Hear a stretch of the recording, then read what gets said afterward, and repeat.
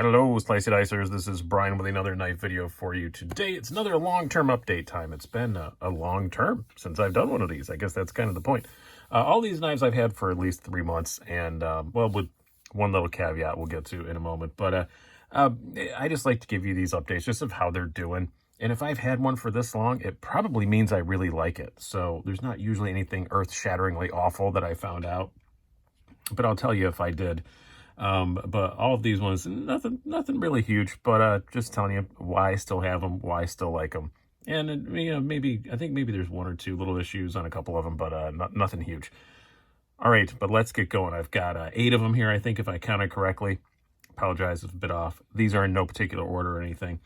First up, I never even did a video with this because I did a video with another version of the Civivi McKenna, but I did get the Damascus steel version.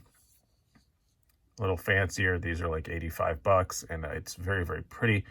I'm really, really liking it. I love the McKenna. It's a great gentleman's knife. I keep meaning to send this off to get some faux wood grain scales put on it, but I'm just lazy and I keep forgetting to do it. So my bad on that. But I really, really do like it. This Damascus, they're very, very, very quiet about what the steel makeup is on the Damascus. Damascus, I guess is what we started to call it, I guess. That's the thing now.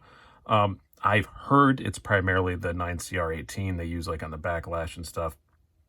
Whatever it is, it's pretty good. I don't do heavy use with this knife. This is kind of like one of my little gentleman's knives, like when I have shows and stuff that I put in my pocket. So it doesn't get a whole lot of heavy use, but it's opened a lot of packages, stuff like that. And, I don't think I've even touched it up yet. It's been completely fine. Definitely, whatever it is, it seems to be a decent steel. At least it may even be really good. I really don't know. I don't do heavy duty stuff with it. So, but I like the look of it with everything all blacked out, and that just looks really, really good. I am eager to get some wood grain scales put on it, fake wood grain scales, but I have not done that yet. So next up, this is one that you guys always love whenever I show it, and I can't believe I haven't done. Actually, the next 2 I'm going to do more ones. I cannot believe I have not done a long-term update on, but still, my Chaves Ultramar 229. I love this thing. It's just, I cannot believe that I love it. It's not my type of knife. It's big. I guess I'm kind of into bigger knives now, but it's got the ridiculous pocket clip on it with the skull on it and everything. But this blade is just so damn good. M390, super thin behind the edge. Yeah, 375 bucks, but it's worth it. I mean, in my opinion, I definitely think it's worth it. Made by Riot. Not out of line with pricing of just regular Riots. So, yeah, I love everything about it except that pocket clip. But I've said before, I'm getting used to the pocket clip, and I think I'm even more used to it now. Nobody's ever made a comment about it when I've been out and about with it in my pocket. So I've just kind of gotten, yeah, whatever. It's just, it's got the big Punisher face on it. I don't love it. Wish it was regular, but I'm used to it enough now. I still carry the damn thing all the time, so I can't really complain too much. Obviously, I like it. Next one, another one I cannot believe that I have not done a long-term update on. I think it's because I went to a lot of these knives, a few of them, I got at Blade Show or ordered at Blade Show. So it took a while to get around to them. TRM Atom. Awesome knife. Very, very happy with it. I've had 0 problems. 20 CV. Great grind. They do make some different scales for it now that are contoured. I was slightly tempted, but, I'm not sure I'm going to. They make titanium ones that I think, or they're about to make titanium contoured scales, I think would change the whole nature of the knife. I like it because it's very slim and light. The titanium scales would kind of change that a little bit. And the contoured carbon fiber ones look great. But I already got carbon fiber scales, so why would I? Yeah, as I always say, the only downside to TRMs is that they can't make them fast enough, which that's a great problem to have. So if you want one of these, it's going to be a bit of a wait. I think this one was about $220 with these scales on it. And I have some other ones as well. But yeah, I really do like this knife a whole lot. One of my absolute favorites. Yeah, both this and the Chaves were great Blade Show purchases. Was very, very happy to do that. next up, we are going to have a trio of Spydercos. I'm going to have to turn around and get one of them. I don't want to reshoot this video because I just remembered I forgot to get one out. So there's going to be 9 knives on this, not 8, because I just realized I forgot one. Where's the right Spidey pack? By the way, I use these Spyderco Spidey packs. They are awesome. I highly recommend them. That is my favorite way to store and protect my knives. We will get out. We gotta go the full boat here. There we go. This is one that I forgot. I actually just put all my knives away last night, and now I'm having to drag them all back out again for this video. The things I do for you people. But the Spyderco Native Chief, this is another one I got at Blade Show. Again, this is kind of a bit off-brand for me. This is a very, very, very large knife. You're looking at like a 4-inch blade, but it does not carry that big. It carries more like a PM2, and which is like a 3.5-inch blade. It just carries much smaller than it is, and I really, really do like it, and I do use the hell out of it. As you can see, it's filthy. I got something on that G10. I don't know what it is. It's very hard to remove. I need to just take the damn thing apart and soak them and get rid of it, but I haven't bothered to yet because I just use this, so I don't really care. I believe it's actually toothpaste I got in there. I think it's toothpaste, but anyway, it's toothpaste is hard to get off stuff. But I don't know why. I guess I just had it on my thumb or something. But ergos are great. Carries great. They're not horribly expensive. I don't recall the price. There's going to be links down below to the prices. I looked up everything else, but like I said, I almost totally forgot to put this one in there. So I did not look up the price in this. I believe they're like $150, somewhere around that $150 range. Mid 100s, we're going to say. Great knife. Really, really impressed with it. Continue to be. This is almost assuredly going to be on my top 10, at the end of the year. I just think it's a great, great, great production knife. Next up, another Spyderco. As I said, we're going to have 3 in a row here. This is, I wanted a Mannix 2 back in the family. I mean, I do have a Mannix 2 lightweight. I'll never get rid of that one. That was one of my first nice knives, and I will never get rid of that. It has sentimental value, but I wanted another G10 one. And when Knife Center came out with this smooth G10 crew wear version, love crew wear, love the Mannix, love my smooth pattern PM2 crew wear. So it was just like, yeah, I got to do it. So, and they were very inexpensive. This one has been modified. I think these are like $155. I think they're all gone, but I did make a couple modifications of this. It has the Flytanium little ball bearing cage on it. They are like $35, well worth the upgrade. If there's one thing that I don't like about the Mannix 2, it's the cheap plasticky feeling ball bearing cages, because they are plastic. They're not just plasticky feeling, they're just plastic. I don't like those. Really like these a whole lot better. Just makes the knife feel a lot classier and more expensive. MXG gear pocket clip. I think I'm gonna have to switch to a bigger one. I got the short one, and I didn't realize I got the short one. And for a knife this size, I don't know, it works fine. I had never had any problems with like flying in my pocket or anything, but I don't know. I just feel like it should have the bigger pocket clip. But the Mannix 2 is great. Crew wear is great. Knife Center is great. Flytanium is great. What else could you ask for? I love this thing. This will not go anywhere anytime soon. I am 100% certain.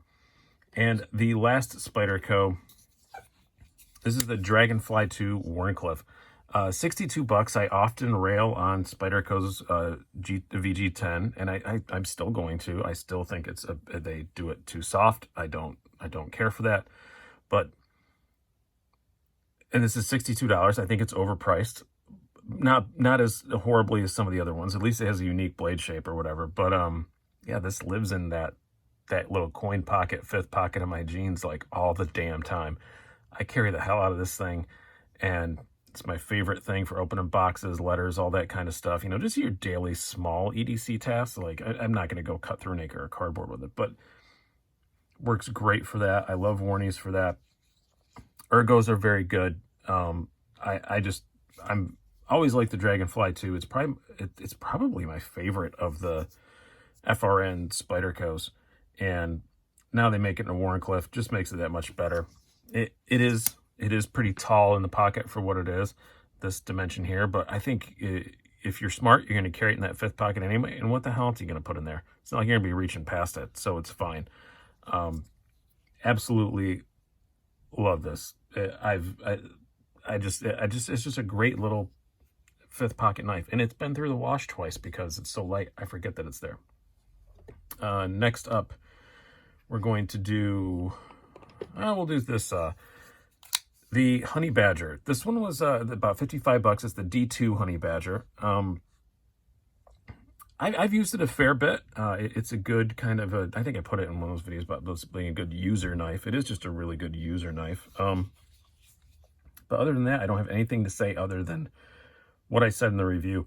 The D2 seems pretty good. It seems to hold an edge fairly well. It still has that great, snappy, awesome action, and it's drop shutty. Love Honey Badgers. They're a blast and will remain to be so.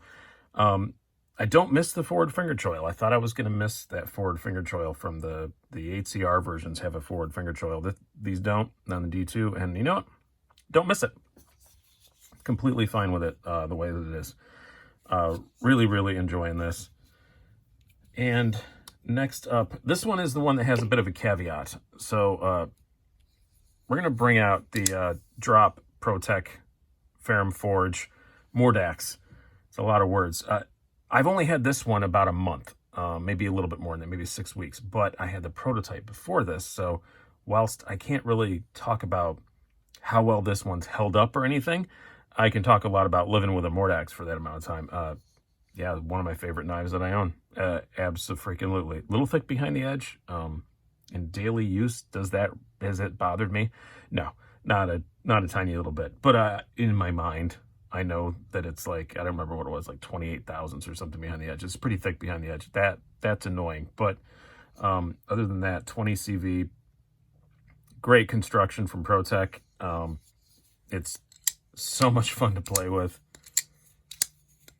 Carries great, nice deep carry clip. It's very slim. Pocket pecker, a little bit, but in daily, day-to-day, it's not too horrible. And the aluminum finish is, it's only been 6 weeks, like I said, but maybe it's been more than that. I don't know. Maybe it's been a couple months, but in daily carry, it's not getting beat up. So, because I carry the hell out of this, I think it was on my last video for my most carried last month. Not getting beat up. So, yeah, it's a Protech designed by Ferrum Forge. So, yeah, what you can play about, ergos are fantastic. Really, really, it is pretty pricey. 240, I think these were. And I think they are on drop now. I'm not really 100% sure, but I'll link to the review down below. You can go check it out from there. And last up, we have the Steel Will Mini Tasso. I had the large Tasso. I sold that in fairly short order because I liked the Mini better. I still do like the Mini better. But of all the knives that you just saw, this is the one that's most likely to get sold, I would say. I just don't carry it that much. There's nothing really wrong with it other than the rattle from the Antlock. The Antlock works great. It's very fun and fidgety. For some reason on the Mini, it actually works better than it did on the full-size one that I got. It's probably just because it was a second production run and they got a little better at it. But, yeah, what rattles is little thumb studs there. That's annoying. Yeah, I have nothing against it. It's right hand only, which I don't understand. I said the same thing about the full-size Tasso too. When you have the most ambidextrous lock in the world, and then you only have a right hand clip, it seems kind of silly to me. But if out of the ones you just saw, if there's one that's likely to get sold, it would probably be this one. I don't have anything against it, but it doesn't really inspire me to want to carry it all the time. It's a really nice knife, and a lot of people like them, and I totally get why. Most of the reviews are pretty positive. But, you know, I just want to open my knife case up in the morning and try and decide what to carry. It doesn't speak to me. So, yeah, this is probably going to go. Oh, and one more. I'm sorry. Maybe this is 10. I don't know. I can't count anymore. I wanted to do one more. There's one more Civivi I should have put in there. The Elementum. I wanted to put this in because I have a Ferrum Forge Gent, which is, a lot of people said, this is the exact same knife. Well, it's not. I explained that in the video. But visually somewhat similar, I will admit. But this is almost surpassed my gent in the things I carry all the time. Don't say surpass my gent. That's not good. But as far as things that I carry a lot, when I'm carrying like a gentleman's carry, it's often this. And now it's taken on another unique role in my house that I carried it once going out to a show, and I just, empty my pockets when I got home and set it on the little thing we have by our door. And like my whole family really likes it. Like my wife even said, wow, this is really nice. Like she picks, open letters and stuff like that. And she's like, wow, this is really nice. So it's kind of mostly lived down there. And then if I'm walking out of the house and I forget to grab a knife, this is the one that I grab.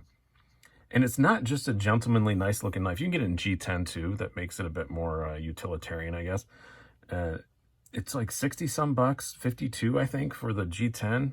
And it's just a nice hollow ground blade that slices really well. Yeah, it's just a really good knife. Ergonomics are excellent. This is one of the best things that Civivi's ever made. It's really great. It's starting to almost surpass the Backlash as my favorite ever Civivi, which is saying a whole lot. But we're going to wrap it up there with however many knives I just did this with. 8, 9, 10. Who knows? I'm an idiot. Hope you guys have enjoyed this, though. I've been Brian. Have a good one.